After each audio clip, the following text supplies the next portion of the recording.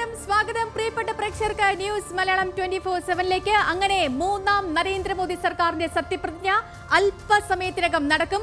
ലോകത്തെ ഏറ്റവും വലിയ ജനാധിപത്യ രാജ്യമായ ഇന്ത്യ ദീർഘമായ തിരഞ്ഞെടുപ്പ് പ്രക്രിയ അഭിമാനകരമായി പൂർത്തിയാക്കി അടുത്ത 5 വർഷത്തേക്കുള്ള സർക്കാരിന് അധികാരമേൽപ്പിച്ചു കൊടുക്കുകയാണ്. തൊഴിലാളികൾ തൊട്ട് ലോക രാജ്യങ്ങളുടെ ഭരണത്തലവന്മാർ വരെയുള്ളവർ പങ്കെടുക്കുന്ന ഈ സത്യപ്രതിജ്ഞ ചടങ്ങിലേക്കാണ് നമ്മൾ കടക്കുന്നത്. ലോകമാകെ അങ്ങോട്ടേക്കാണ് നോക്കുന്നത്.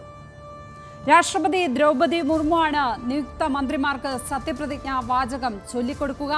6:30 രാജ്ഘട്ടിൽ ഗാന്ധി സമാധിയിൽ പുഷ്പാർച്ചന നടത്തിയ ശേഷമാണ് പ്രധാനമന്ത്രി നരേന്ദ്രമോദി ഈ ചടങ്ങിന് എത്തുന്നത്. കനത്ത സുരക്ഷാ വലയത്തിനകത്താണ് ചടങ്ങുകൾ നടക്കുക. മലയാളികളായ സുരേഷ് ഗോപിയും ജോർജ് കുര്യനും ഉൾപ്പെടെയുള്ള മന്ത്രിമാർ അല്പസമയത്തിനകം സത്യപ്രതിജ്ഞ ചെയ്യും. വിശദമായും സൂക്ഷ്മമായും ഈ ചരിത്ര സത്യപ്രതിജ്ഞാ ചടങ്ങിൻ്റെ ദൃശ്യങ്ങളും വിവരങ്ങളും നിങ്ങളുടെ മുന്നിലെത്തും. ന്യൂസ് മലയാളത്തിലൂടെ ആദ്യം ഈ വിവരങ്ങൾ എത്തും.